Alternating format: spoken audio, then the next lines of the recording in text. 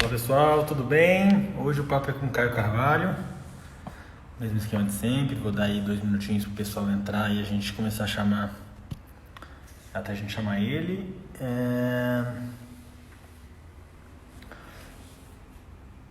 E eu acho que eu fechei já a agenda da semana, eu devo divulgar ela amanhã. Eu acho que tá assim, especial nível hard, eu falei que tinha uma surpresa domingo. Então, só pra vocês saberem, amanhã é o Marcelo Arteaga, às 8. Na quinta vai ser o Felipe Pai, um pouquinho mais velho, um pouquinho mais cedo, porque vai ter um leilão que depois eu vou passar os detalhes para vocês. Na quinta-feira, então acho que vai ser às 7 com o Felipe Pai. Sexta-feira eu vou fazer às 4 da tarde, porque eu vou fazer conexão com a Europa com o Sabino, Francisco Sabino, às 4 da tarde. Francisco não, desculpa, é o Luiz Sabino, às 4 da tarde, acho que vai ser bem legal. E aí, sábado e domingo, a gente vai ter a Angélica Augustin, que vai ser o primeiro em inglês no sábado, que é hoje Mulher do Mar, mas é uma Amazônia de 5 estrelas, super legal, acho que vai ser um papo bem bom. E no domingo eu fechei hoje com o Nelson Pessoa, que acho que vai ser sensacional. Então domingo a gente vai ter o Neco, aí acho que vai ser às 3 da tarde, eu vou divulgar depois da live os horários, ou hoje ou amanhã. E se alguém vê o Caio aí online, me avisa para eu poder chamar ele, que eu não vi ele entrando. Então se preparem aí que domingo tem Neco Pessoa. O Caio já tá.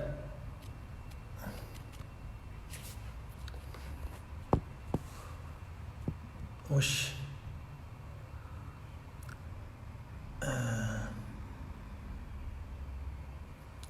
Caio, eu tô vendo você online, mas ele tá dizendo que você não pode participar. Deixa eu tentar de novo. Se não, vou pedir pra você sair e entrar.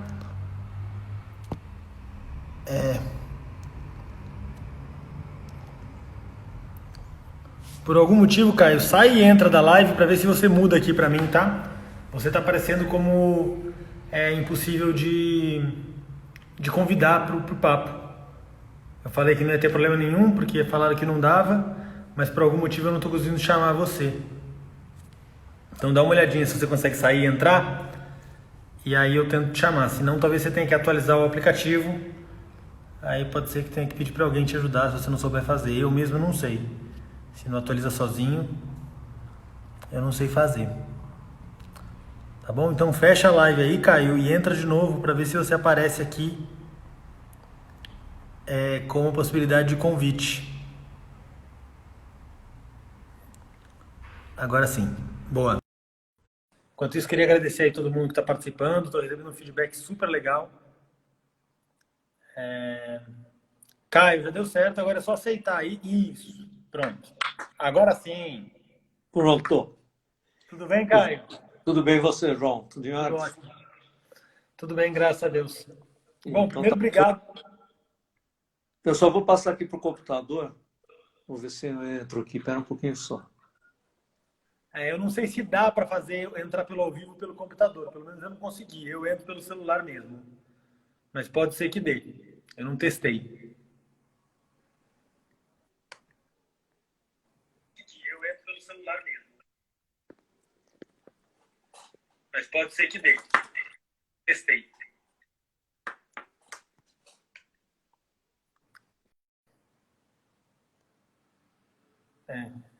Caio, não dá para você botar no computador para entrar no ao vivo, entendeu? Tem que ser pelo celular. Pelo computador ele não espelha. Então quando você entrar de novo, dá um oi aí que eu chamo você de novo. Já não deu certo, né? Mas tá tudo bem. A gente tenta, não temos pressa. Até onde eu sei, tá todo mundo em casa, sem poder fazer muita coisa.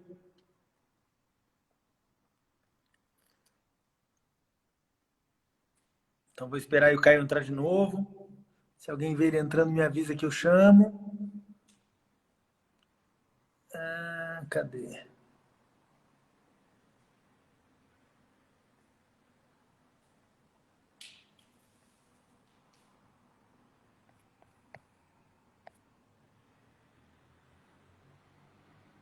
Tô procurando, gente, tô procurando. Calma que é assim, não é fácil. Caio, você vai ter que entrar de novo, eu acho. Não sei se você já entrou. Já pede outra live, vai dar 1 hora. Calma, gente, calma, tá tudo certo. Enfim, só para vocês saberem, eu já passei para quem estava online no começo. Eu fechei agora a agenda da semana. Amanhã é Marcelo Arteaga. Depois de amanhã, na quinta, é o Luiz Felipe, o Felipe Azevedo Pai. Sexta-feira, o Sabino.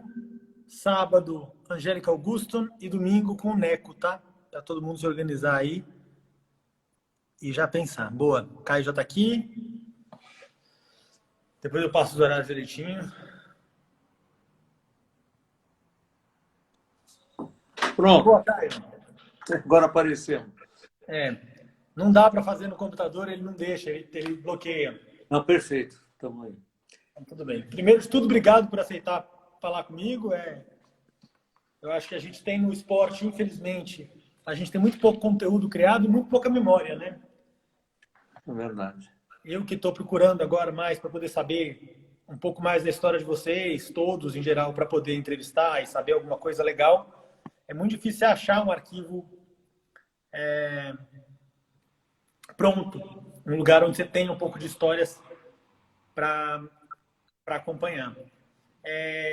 Caio, o pessoal, eu vou dar a sugestão, acho que não precisa, mas se você quiser fazer a entrevista de óculos, não tem problema, porque você consegue ler as mensagens que chegam também, se você quiser ler alguma coisa. Eu vou botando e tirando. Vamos lá. Então, tá, não tem problema. Primeiro, agradecer pelo convite, João. Acho que é sempre bacana, né? Essa você está fazendo aí, essas lives todos esses dias têm sido muito boas. E espero aí poder contribuir também hoje. Mas eu não tenho a menor dúvida.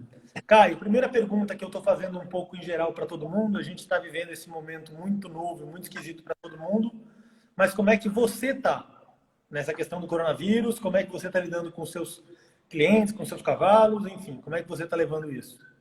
Bom, alguns clientes acabaram tirando os cavalos, até porque eles não queriam montar, não queriam continuar, e aí mandaram os cavalos para alguns aras. Enfim, outros ficaram aqui. E eu tenho ido na hípica para montar, para dar aula, assim, 2 horas, 2 horas e meia por dia. Eu tomo todo cuidado para não ter contato, mesmo lá na hípica. Então, eu acho que por estar praticando o esporte ao ar livre, você também tem essa vantagem, né, de não ter contato. Então, assim, eu estou indo, mas com todo cuidado, e depois volto e fico em casa. E aí vamos seguindo, aí, esperando até que tudo isso passe e possa voltar ao normal. Tá bom, é isso aí, só para a gente saber como é que você está mesmo. Agora sim, vamos entrar na parte que é legal, que é assim, isso é uma coisa que eu também não faço ideia. Papinha, quando você começou a montar, por quê e onde? Bom, é assim, a minha família já era do cavalo. Meu pai montava na Ilha Paulista. Meu pai saltava, mas assim não competia muito. O meu tio, sim, o irmão dele, foi um cavaleiro muito bom, competia, era ganhador, era o Bento José de Carvalho. E eles tinham um primo irmão, Álvaro Dias de Toledo, que foi um grande cavaleiro também, foi olímpico. E aí eu comecei, eu sou de uma família de 4 irmãos. Eu sou o caçula, meus irmãos nunca gostaram de cavalo, nunca ninguém se interessou por cavalo. E minha mãe me levava na hípica paulista quando eu tinha uns 7 anos, 6 anos, 7 anos, para nadar. E eu ia, e não tinha sede ainda, o picadeiro coberto, né, ainda essa parte. Mas, enfim, eu ia na piscina, eu ficava assim, tipo, meia hora na piscina, eu ia, passava por baixo da cerca, ia para o picadeiro e ficava sentado lá olhando o pessoal montar. E isso é que começou a me despertar a gostar do esporte. Aí eu comecei a montar na escola aos 10 anos, isso em 1963, tá? Que foi o ano dos Jogos Pan-Americanos em São Paulo. E o Eduardo de Moraes Dantas, que é tio do Renato Dantas, que foi presidente da IPA, e ele também foi presidente da IPA, naquela oportunidade ele era o presidente da Confederação Brasileira de Hipismo, e ele que estava organizando os Jogos Pan-Americanos em São Paulo. E ele sempre foi muito amigo dos meus pais. E aí eu estava montando na escolinha, normalmente, né, começando aos 10 anos, e ele deu 2 entradas para a mãe me levar para assistir a final dos Jogos Pan-Americanos, que foi no estádio do Pacaembu. E então era encerramento dos jogos com a prova de salto. Então, o Pacaembu lotado, uma prova que eram 2 percursos, né? E aquilo me chamou assim, é impressionante como aquilo fez uma diferença, né? No sentido de falar, não, puta, eu quero montar, eu quero continuar, eu quero, enfim, uma criança, mas aquilo me chamou muita atenção. E a partir daí eu comecei a me desenvolver mais, e aos 11 anos eu saltei a primeira prova, que foi em março de 64, na Hípica Paulista. Caraca. Bom, então acho que um dos papos que a gente vai falar mais para frente é um pouco essa mudança na própria época paulista no esporte brasileiro, porque estamos falando aí de 50 anos, é isso, Copinha? Exatamente, 54 anos. Uma curiosidade antes de tudo, que é isso? As pessoas vão te chamando assim e a gente acaba pegando por osmose. Por que Papinha? Isso foi o seguinte, sabe que apelido às vezes pega e nunca mais larga. Foi na época do Horse Center, e o Cainho, meu filho, devia ter uns 6 anos, 7 anos, começando a montar, e ele, em vez de chamar de papai, começou a me chamar de Papinha. E aí, na época, a Renata Tavares, que montava lá, e o Totti, escutaram, e aí começaram, e daí, até hoje me chamam, todo mundo me chama de Papinha. Então, tá vendo? Essas coisas que a gente não sabe, né? Vira apelido e pronto. Né? A titia ontem era a titia, você é o Papinha, assim a gente segue. Você falou agora uma coisa que eu até ia botar para depois no papo, mas já vou trazer. A final do Pan-Americano foi no estádio do Pacaembu, é isso? Foi no estádio do Pacaembu, exatamente. Por que você acha que a gente não tem mais provas de salto em lugares como, por exemplo, o estádio do Pacaembu? Você não acha que isso seria interessante para o esporte? Não, sem dúvida. Eu acho que você vê os principais concursos na Europa são feitos em estádios, em lugares públicos, né? O que acontece, que eu acho, que é muito difícil a parte de patrocínio, né, para esses lugares. Você tem que ter um patrocínio para poder fazer isso.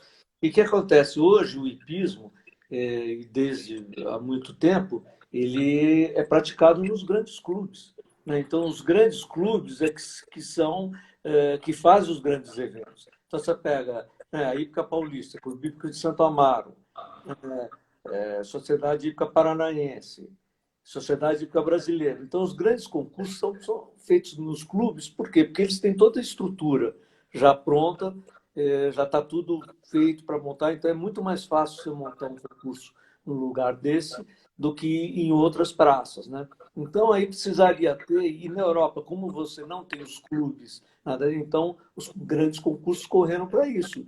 E eu acho que até um pouco a falta de patrocínio é um pouco em virtude de que nosso esporte aqui, as pessoas que praticam acabam pagando por ele. Então, você vê vários concursos que se fazem com as inscrições, tudo. Então, isso também diminuiu a procura na busca de patrocínios, né? Entendi. Era só porque você comentou, eu já quis logo tirar isso da frente.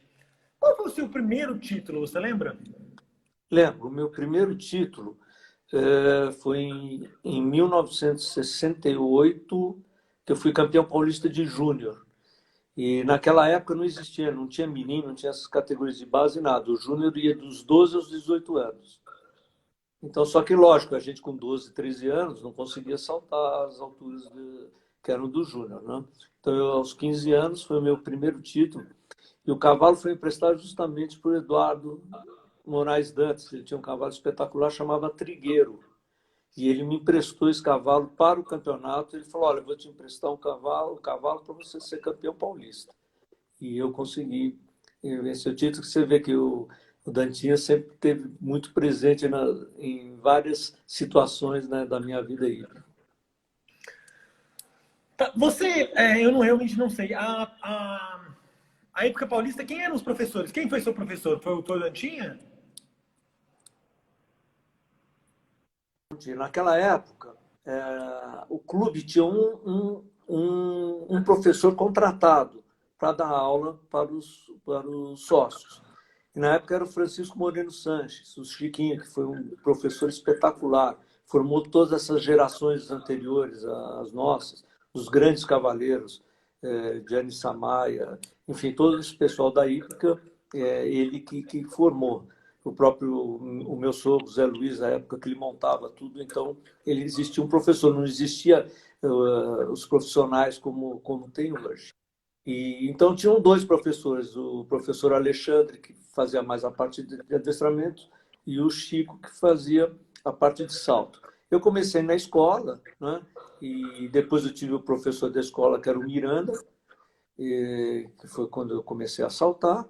Depois eu passei para o Chico, o Francisco Moreno Sanches, que foi meu professor durante uma época, e depois eu montei com o meu sogro. Naquela época, eu tinha 15 anos, Zé Luiz Guimarães, que foi quem me colocou no esporte, quem me deu as primeiras oportunidades para as coisas maiores. Tá certo. Qual foi aí depois o seu primeiro título como profissional? Quando você se profissionalizou e por quê? Na verdade, foi um pouco inverso. Eu primeiro fiz uma carreira mais de cavaleiro e depois é que eu me tornei profissional. Então eu comecei a ser o primeiro, acho que a coisa importante que eu ganhei foi um campeonato paulista de sêniors. E aos 18 anos eu ganhei uma seletiva para os Jogos Pan-Americanos. Em 71, isso, eu ganhei a seletiva dos Jogos Pan-Americanos da Colômbia, que ia se realizar na Colômbia. E, então, esse foi o primeiro grande momento meu. Eu, com 18 anos, já consegui isso. E, naquele mesmo ano, foi o último ano que os campeonatos brasileiros tinham rodízio, igual era no Campeonato do Mundo. Campeonatos Brasileiros de Sênior também era. E eu participei do primeiro Campeonato Brasileiro de Sênior e fui para o rodízio e fiquei em segundo lugar. E, naquele ano, os 4 paulistas que foram para o rodízio. O Roberto Jopper, Roberto Calil, Romeu Ferreira Leite e eu. E acabou o Jopper sendo campeão e eu fiquei vice-campeão, fiquei em segundo lugar. E aí eu fui, quer dizer, aí eu continuei, eu depois fui começar a dar aula quando eu tinha 24 anos, 25 anos. Entendi. Qual que foi até hoje o momento talvez mais marcante da sua carreira como profissional? Como cavaleiro, né? Desculpa. Tá, eu acho que o momento mais marcante foi na época das seletivas da Olimpíada, né?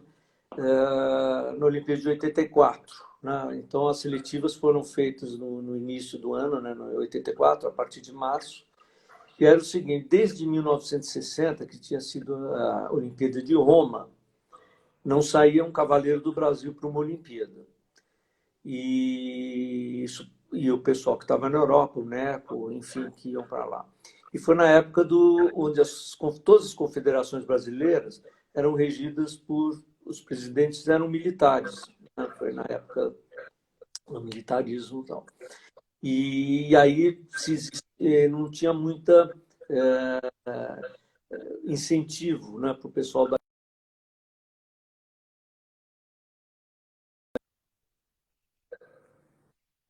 de conseguir.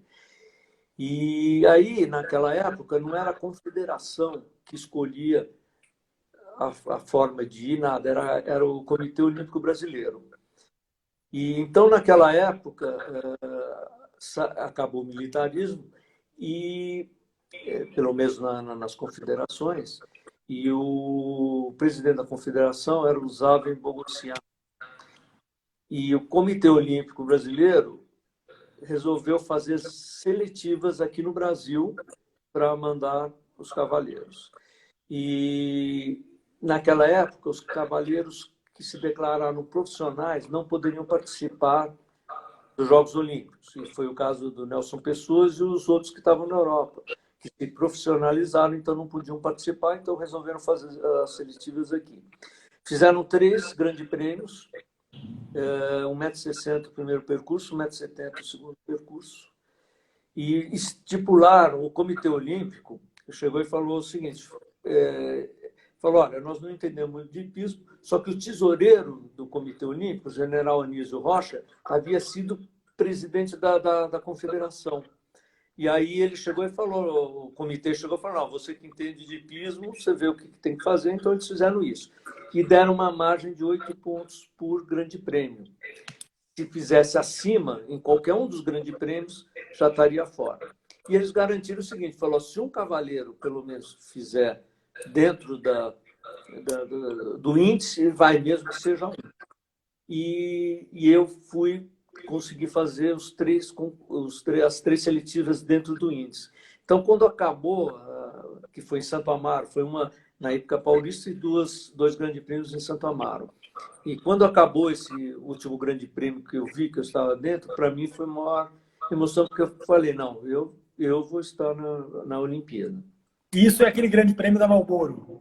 Isso, aquele que tem um vídeo, exatamente. Tem um vídeo. Parece que não acaba nunca, acho que tinham 16 saltos. Não acaba nunca e realmente gigantesco, né? O negócio assustador. Era diferente. Depois eu vou botar no meus stories o link para quem não viu, mas se você botar Caio Sérgio é o virtuoso, aparece no YouTube o vídeo dessa prova. Aquele ali foi o último? Aquele foi o último, era o último grande prêmio. E talvez o momento mais frustrante na sua carreira como cavaleiro, na verdade, ainda, né? O mais frustrante para mim foi em 88, né? Que eu fui tentar a vaga para Seul e já existia um grupo na Europa já há mais tempo que estavam lá e já estavam se preparando. Só que os resultados não vinham sendo bons desses cavaleiros que estavam lá, ainda não tinham entrado num momento bom. E aí a Confederação Brasileira falou que para mim estaria aberto, né, para poder ir para a Europa. Eu embarquei para a Europa, fiz alguns concursos lá, mas cheguei um pouco atrasado, né? Eu fui em maio, então acabou não dando tempo, embora eu tivesse uma boa forma, eu acho que daria para ter ido, enfim, mas aí acabou não conseguindo ir. Esse foi o segundo momento, mas teve um que eu vou voltar um pouco para trás. Foi justamente nesse ano que eu ganhei o Pan-Americano, eu ganhei as seletivas do Pan-Americano no Brasil. E o que acontece?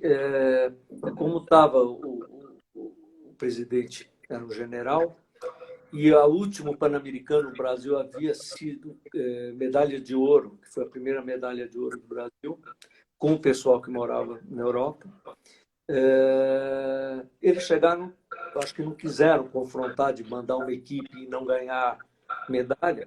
Então eles perguntaram para a gente, e eram os que classificaram. Fui eu, Roberto Calil, de civil, o capitão Sotero, militar, e o Gatilho, o Gatilho também que era militar. E aí os 4 nós classificamos. E aí eles perguntaram, o que você prefere, saltar o Pan-Americano na Colômbia, ou o ano que vem, em março, a gente manda vocês para a Europa, vocês vão se juntar ao NECA, ao pessoal que está lá, fazer uma preparação e ter a chance de ir para a Olimpíada de 72, né, que era Munique. Aí, logicamente, nós falamos, bom, vamos preferir ir para a Europa, né, porque era uma oportunidade, enfim. E aí não fomos o Pan-Americano, só que chegou em março do outro ano, eles não mandaram ninguém, e ficamos por aqui mesmo e acabamos, não aconteceu nada. Eu acho que abre aí duas portas de conversa. Uma delas é, só por curiosidade, você morou na Europa algum tempo, algum período? Você se baseou lá? Não, eu até brinco, eu fui meio covarde nisso aí, né? Naquela época era mais difícil, o pessoal foi, né? O Filipinho foi para lá, o João Aragão foi, o Marcelo Blesma também ficou um tempo. O que acontece? Eu tinha minhas coisas muito bem definidas aqui no Brasil, né? Em termos de aluno, em termos de cavalo, tudo isso, então eu acabei não indo. Fui para lá 2 vezes, uma vez fizemos uma temporada lá, que foi o João Aragão, o Vinícius, o Vitor Eu e Marcelo Blesman ficamos lá 3, 4 meses com cavalos alugados que a CBH mandou. E, enfim, fizemos uma gira boa lá. E depois, nessa oportunidade de 88, que eu fiquei 3 meses lá também, que eu levei cavalo. Mas foi... E depois eu ia e voltava, mas nunca morei lá. Não. Tá. Aí agora uma outra pergunta que também eu tenho feito mais para frente na entrevista, mas você já falou 2 vezes disso. Essa questão da vaga para Pan-Americano, para Olimpíada, para etc., conquistada em solo brasileiro. Porque é isso, mesmo desde a sua época, não sei se é uma palavra preferência, mas já tinha essa coisa de chamar os cavaleiros brasileiros que moram fora para representar o país e não dar o espaço para os cavaleiros que moram dentro do Brasil. O que você acha disso e como é que você acha que a gente pode melhorar esse processo? Bom, João, é o seguinte, se você for ver, for analisar, nas últimas Olimpíadas, sempre foi um cavaleiro que estava no Brasil. Se você pegar Pequim, foi a Camila Benedito que saiu daqui, foi para lá e foi para a Olimpíada. Né? Depois, Londres, José Roberto saiu daqui, foi para lá, foi para a Olimpíada. Rio de Janeiro, o Stefan saiu daqui, tá certo, com o cavalo que era daqui, o Lando Petra, tudo foi para lá e foi para a Olimpíada. Então, eu acho o seguinte, eu acho que mais a chance, o que a gente tem que pensar é na preparação. Na época que eu fui para a Olimpíada, nós fomos muito mais no sentido de participar do que para ganhar alguma coisa, até porque a preparação foi totalmente errada. Né? Porque se você... nós tivemos que fazer tudo nas seletivas, certo? Depois tivemos que parar, os cavalos baixaram bastante de nível. Depois pegamos uma quarentena para chegar nos Estados Unidos, de 15 dias, os cavalos saíram da quarentena 15 dias antes da Olimpíada. Quer dizer, então a preparação foi péssima. Mas foi muito bom no sentido de nós termos ido, de ter saído, de ter participado. A partir daí, o Brasil participou de todas as Olimpíadas. E aí começou a se pensar em resultados. E se você for pegar todos os resultados, devido a fazer uma boa preparação. E a boa preparação acaba tendo que ser feita na Europa. Né? E aí você fala assim, bom, mas se você tem os obstáculos aqui, você traz os armadores aqui, mas o que te faz melhorar é o nível da competitividade. Isso que te faz melhorar, né? Você está lá todo final de semana com os melhores cavaleiros, mas você está melhorando. Né? Então, isso é fundamental para você ter um bom resultado. Tá, e você acha que é um pouco por causa dessa preparação do longo prazo que a gente, eu não vou dizer perdendo, mas que a gente tem cada vez mais cavaleiros brasileiros, porque o que tem acontecido nos últimos anos é isso. Quem tinha cavalo ou o sonho acabou indo para lá antes, já está lá há algum tempo, que é o PP, o Marlon, o Felipe Amaral agora mais recentemente, com o PP, foram para lá muito antes da época olímpica, da época de seletiva, digamos assim, e a gente aqui dentro para de ter os cavaleiros que estavam chegando nesse nível para estar lá fora. Isso aconteceu mesmo, inclusive a saída de cavaleiros e cavalos também. E cavalos. Né? Então a gente sente hoje uma falta disso, se for analisar hoje para você fazer uma prova de 1,60 m aqui, nós vamos ter poucos cavalos que tenham condições de fazer nessa altura. Né?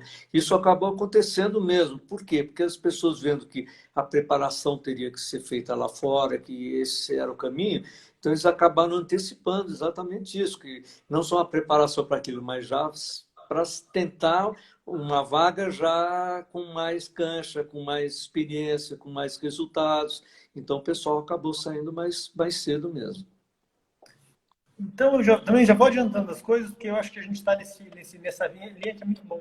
O que você acha que o Brasil precisa fazer, ou qual você acha que é o caminho que a gente tem que fazer, para a gente poder se equiparar um pouco mais, ou melhorar o nível aqui, para poder equiparar um pouco mais com lá? Eu digo porque eu, por exemplo, eu não consegui fazer ainda, eu estou tentando fazer, estava com o Excel fazendo isso. A quantidade de grandes prêmios que a gente teve nos últimos 2 anos, ganhos com 1,00, é muito grande. Né? A gente tem um grande... Agora, no torneio de verão, acho que os 2 finais de semana. Teve um final de semana foi o Tony, o único 0-0.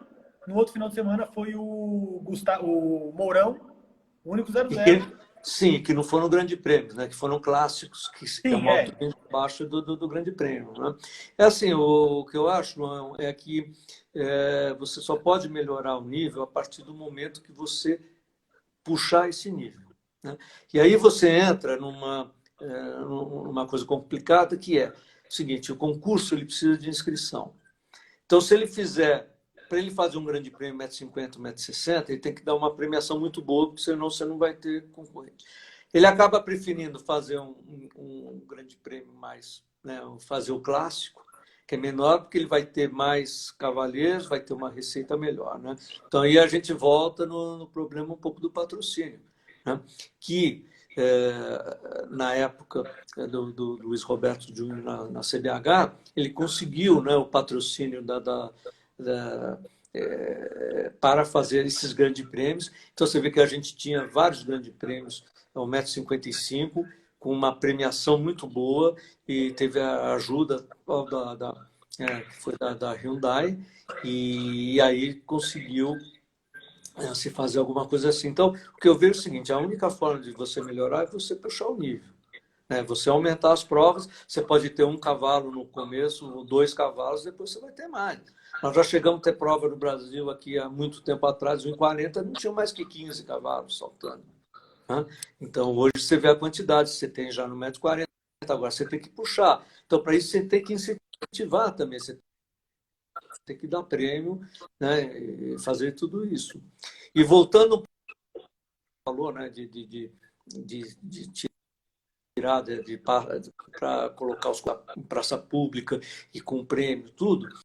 Houve um Álvaro Coelho da Fonseca, era presidente da FEA, e ele foi atrás do patrocínio e fez uma prova no Parque do Ibirapuera. Uma prova não, ele fez um campeonato sul-americano das categorias de base, e junto com o internacional, que hoje é um indoor, né, que foi feito no parque, e ele arrumou patrocínio, arrumou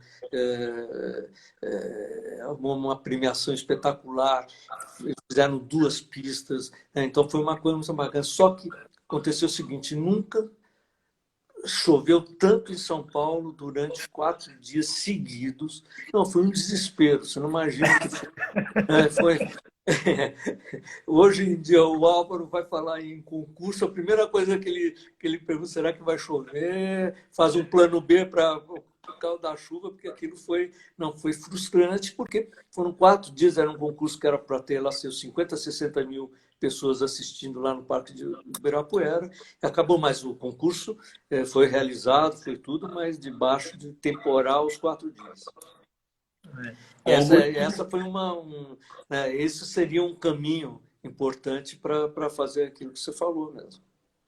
O Godinho falou aqui, só para pontuar, falou, enquanto É, tivermos como objetivo final o clássico ao 1,45 m, formaremos cavalos de 1,45 m. é isso mesmo. Bom, continuando, agora acho que vale você contar um pouquinho, deve ter alguns, acho que alguns pelo menos, dos cavalos importantes da sua carreira.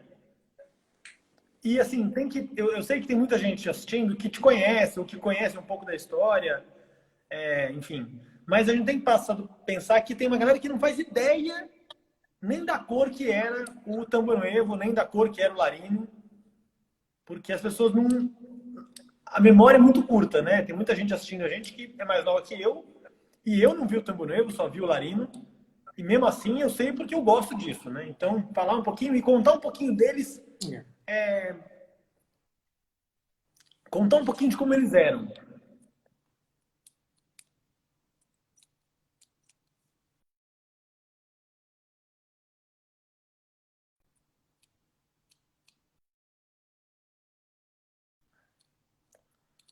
Peraí que travou. Opa, boa.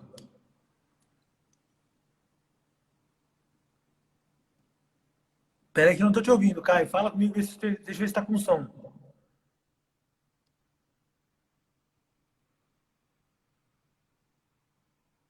Caio?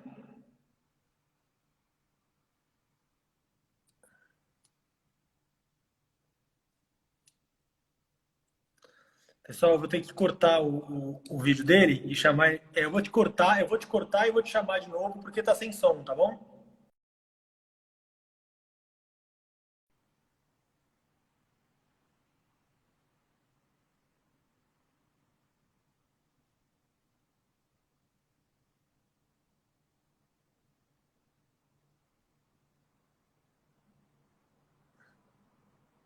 A gente vive de tecnologia, gente. Às vezes acontece mesmo, a pessoa cai, a internet trava, o 4G não funciona.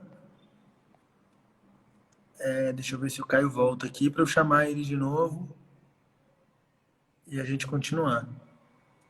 Eu tô sabendo que travou. Vocês estão me ouvindo? Eu não sei se vocês estão me ouvindo, se o som tá saindo aí.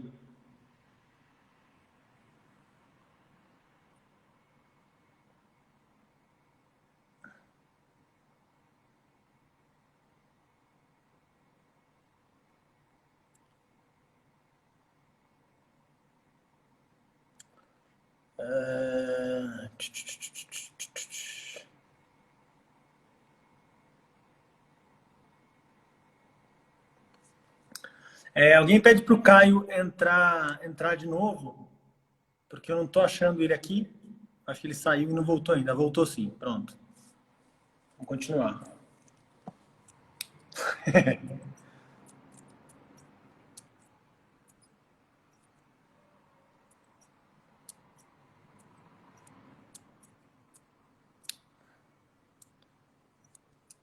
Caio, aceita o chamado aí, o convite, para você voltar para falar com a gente?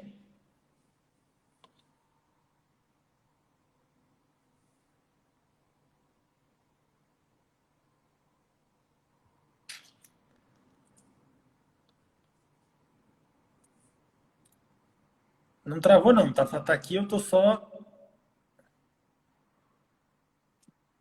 esperando o Caio aceitar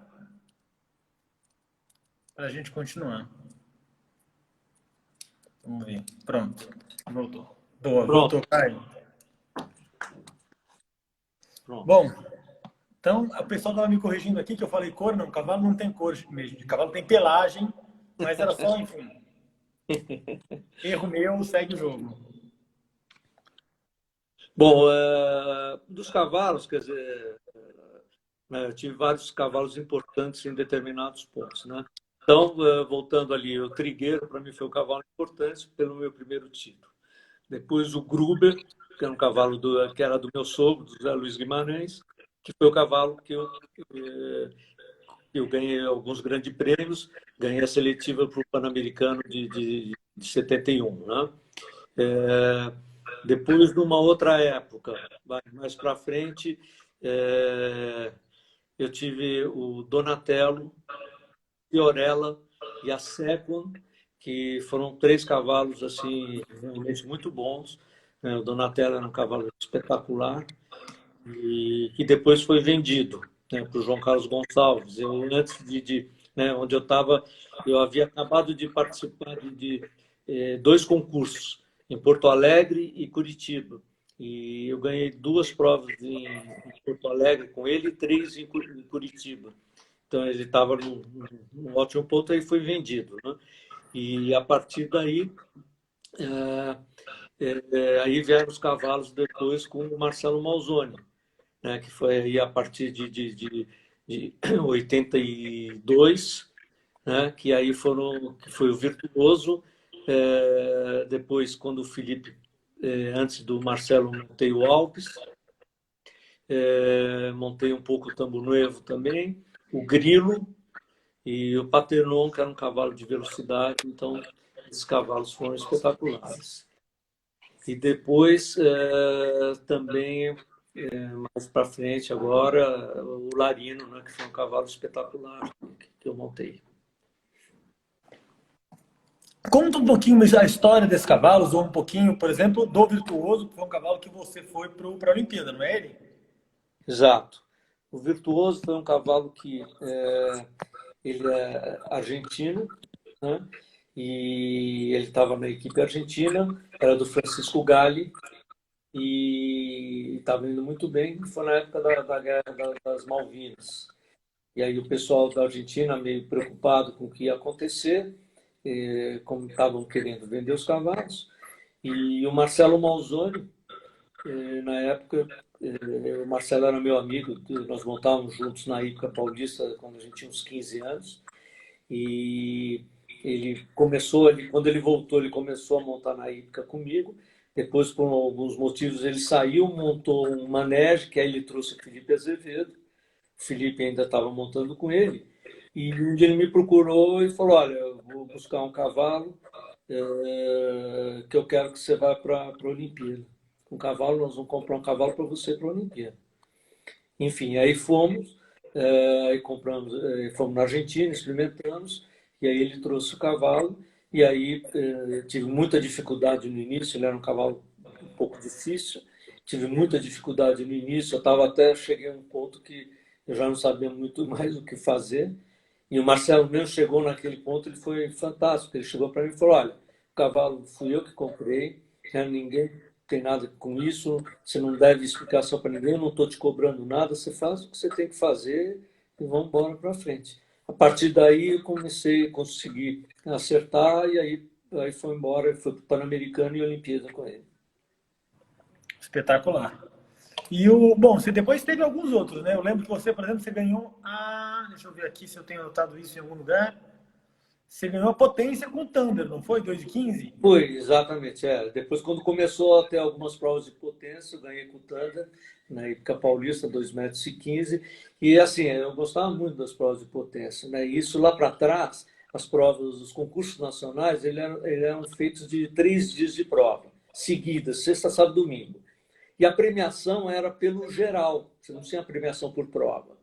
E era sempre, no primeiro dia, uma prova o cronômetro, segundo dia a potência, o terceiro dia o grande prêmio. Então a gente tinha que saltar a potência, porque senão você ficava fora da premiação. Então, só que para o trabalho do cavalo, você imagina você ter que saltar uma potência no sábado, depois ir para o domingo no grande prêmio. No domingo os cavalos estavam arrastando a gente, eu olhava o obstáculo e já saía. Mas assim, eu adorava saltar potência. Todos os meus cavalos praticamente saltaram 2 metros. Porque a gente ia, enfim, e era uma prova que eu sempre gostei muito de saltar. Essa é uma pergunta que, para mim, enfim, eu não imagino. Botar 1,60 m eu já olho um pouco torto. Qual é a abordagem para saltar uma prova de potência? Assim, primeiro que você vem, você não vai chegar a botar um muro de 2 metros de cara e você vem, passa em 60, passa em 80, então você vai sentindo, pegando um pouco de confiança. Né? Eu sempre procurei chegar galopado no muro. Até o pessoal falava assim para mim: você consegue ver a distância lá de trás que você vira e vem embora e segue? Falei: não, eu acredito que a distância vai aparecer. Eu venho galopando e vou embora. Vou aumentando e a distância aparece e aí eu vou. Aí me perguntaram: bom, e se não aparecer? Falei: se não aparecer, eu paro, né? Se não ia estampar no muro, né? Então, mas sempre foi assim a forma. Então, eu acho que você tem que chegar com um bom galope, porque o cavalo, na potência, embora seja um obstáculo vertical, um muro, você acaba tendo uma largura pela distância que ele tem que sair, da distância que ele tem que sair do muro para poder fazer a parábola, para poder passar lá em cima. Então, ele acaba sendo um salto também de largura. Né? Isso, lógico, o cavalo com mais força você não precisa tanto, mas você pegar uma época para trás que a gente saltava com cavalos puro sangue, tudo. Eu tive um cavalo que eu montei que também foi um cavalo super importante para mim, foi no ano de 72, 73, que foi o Eclipse, que era um cavalo também que até era da mãe do Pedro Vênis, que era da Camila. Eu que montava o cavalo, tinha 1,53 m, e eu fui vice-campeão brasileiro de sênior também com ele. E eu via nas potências com ele, eu ia a 2 metros com ele e ele saltava 2 metros. Só que você pegar um cavalo de 1,53 m e você saltar um muro de 2 metros, você tem que vir numa velocidade maior. Né? Então eu sempre procurei galopar bastante para saltar as provas de potência. Show. Eu.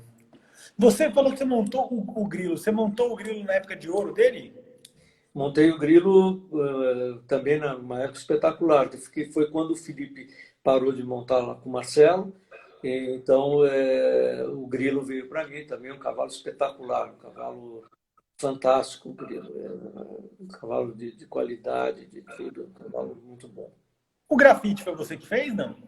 Não, o grafite eu peguei ele depois que ele teve a fratura. Né? Ele teve a fratura, ele ficou um ano e meio parado. E aí, depois desse ano e meio, eu que voltei com ele para o esporte. Né? Comecei a montar, comecei a trabalhar, comecei a saltar as provas menores, tudo, e voltou, e depois que foi aí o Pereirinha montou, os outros montaram, enfim. Mas eu fiz um período com ele já depois do que ele teve a fratura. É, só aproveitar aí e dar parabéns pro Flávio Grilo que está aqui com a gente, aniversário dele hoje, então tudo de bom para Exatamente. ele. Então, o Grilinho está comemorando mais um ano. Mas, Mani, bom, qual talvez tenha sido, de todos os cavalos que você montou na sua carreira, qual foi o cavalo mais impressionante, o cavalo que você mais gostou, assim, de subir em cima? Olha, o cavalo, assim, o Virtuoso foi um cavalo assim espetacular, ele tinha uma força assim fenomenal, assim, era um cavalo que dava confiança de saltar qualquer coisa. Ele, você tem uma ideia, saltei uma Olimpíada com ele sem esporte, sem chicote. Né? Então, ele era um cavalo que tinha uma força, uma potência enorme. Enfim.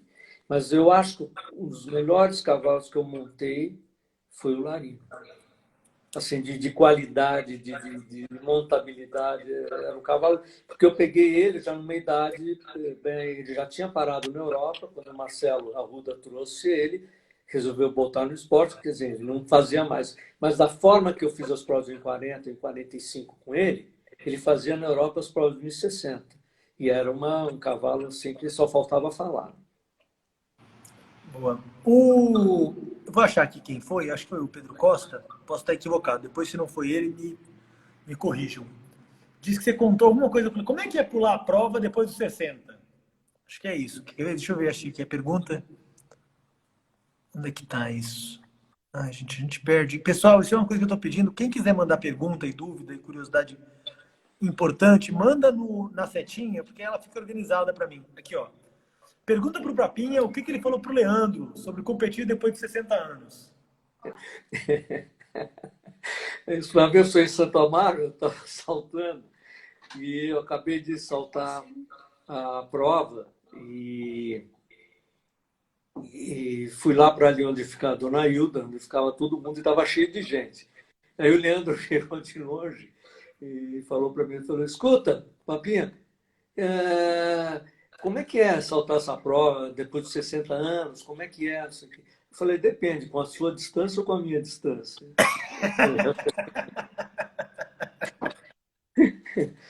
É isso.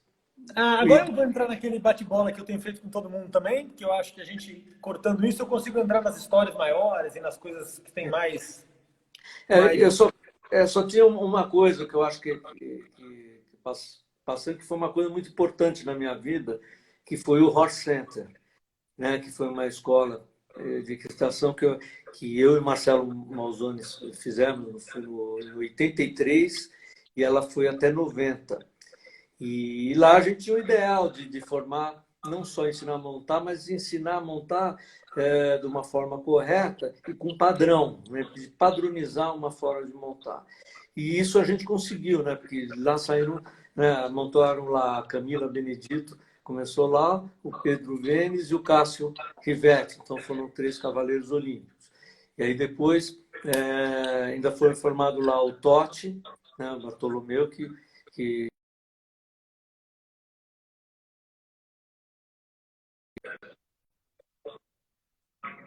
Marcos Ribeiro também montou lá, o Zé Luiz, o Cainho, enfim. Então, foi uma série de pessoas que passaram por lá e ajudas de profissionais também que passaram por lá, né? O Ivan Camargo, né, que deu aula lá, o Fábio Azevedo, o Cezinha, né, também ajudou lá. Então, foi uma época muito importante que a gente conseguiu formar bastante cavalheiros e conseguimos dar um padrão de equitação, que essa era a ideia principal. O Teixeira fez um comentário aqui atrás, um pouco mais atrás, e eu acho que vale essa pergunta. Você acha que se o virtuoso chegasse hoje para você, no esporte como ele está hoje, ele seria um cavalo competitivo? Eu acho que não seria competitivo hoje, porque ele era um cavalo mais de força e era um cavalo que tinha um temperamento difícil. Então, ele era um cavalo que não tinha velocidade por essas questões. E era uma época que você tinha os obstáculos muito mais pesados, uma armação muito mais pesada, tudo isso que facilitava essa característica de cavalos. Mas eu acho que o Donatello hoje, por exemplo, seria muito melhor do que ele foi na época lá, por justamente ser um cavalo muito limpo, um cavalo ágil, um cavalo rápido. Então, eu acho isso. O Larino, você acha que seria espetacular mesmo hoje em dia? Hoje em dia seria espetacular da mesma forma. Ele, né, era um cavalo, né, a montabilidade dele né, é um cavalo muito, ele sabia o que estava fazendo.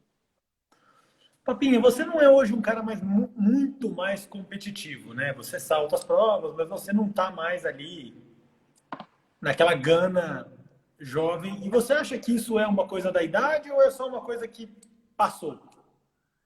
Ou É falta de cavalo? assim, não, eu acho assim, é um pouco da idade, né? Porque é o seguinte, você olha muito o material dos cavalos que você tem e que possa fazer. Aí você vai falar, bom, você não tem vontade? Eu teria vontade se eu tivesse um cavalo hoje. O que que acontece? Hoje, aqui no Brasil, o esporte ele é totalmente amador. Né? Ele é 80% amador e 20% com profissionais. Hoje, as pessoas compram os cavalos para eles saltarem, para os amadores saltarem, para os seus filhos saltarem. Né? Então, o que, que acontece? Hoje, eu teria vontade de saltar, mas se eu tivesse cavalos que eu tive lá atrás, entendeu? Cavalos naquela qualidade. Então, hoje, o que, que acontece? Você acaba tendo mais alunos, então você se limita mais, hoje, no meu caso, a montar os cavalos dos alunos, saltar alguma prova, outro cavalo dos alunos, e, e assim, quer dizer, a gente já competiu muito tudo, então eu não tenho vontade em relação aos cavalos que se poderia ter ou não. Tá ótimo. Não, temos 5 minutos ainda, dá para fazer. Alguém me mandou uma mensagem aqui no particular pedindo para fazer a pergunta do Caio Costa. Ah, eu acho que é essa do Leandro, né? Acho que é essa conversa. Deixa eu ver, então. Papinha, se você tivesse que escolher um cavalo, ou você pudesse escolher um cavalo no Brasil que você gostaria de montar hoje, quem seria? Aqui no Brasil, No Brasil. o Azrael. Ele é unânime até agora. E na história do Brasil? Um cavalo que você não tenha montado, mas que você gostaria de ter passado a perna. Nossa, isso é tanto tempo, hein? Foram várias épocas, né, de cavalos espetaculares, né? Um cavalo que eu gostaria de ter montado no Brasil, o Grangeste. Perangeste. Boa. Agora sim, um cavalo do mundo que você gostaria de montar.